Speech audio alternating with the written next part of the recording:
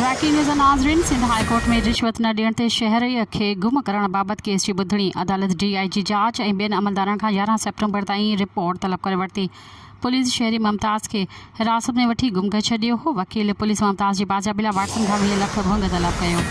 Police पैसा न मिलण ते शहरी के जाली मुक़ाबले में ज़ख़्मी कयो। वकील ब्रेकिंग न्यूज़ नाज़रीन जेका हिकु दफ़ो ॿीहर दोहराईंदा हलूं। सिंध हाई कोर्ट में रिश्वत न ॾियण ते शहरीअ खे गुम करण बाबति केस जी ॿुधणी।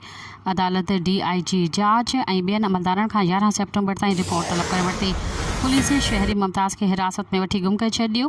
पुलिस मुमताज़ जी बाज़ियाबी लाइ वाटसन खां 20 लख भुंग तलब कयो। पुलिस पैसा न मिलण ते शहरी खे जाली मुक़ाबले में ज़ख़्मी कयो। वकील मज़ीद ख़बरनि ऐं तफ़सीलात लाइ विज़िट कयो असांजी वेबसाइट www.awamiNewsHD.com ऐं ॾिसंदा रहो अवामी न्यूज़ HD।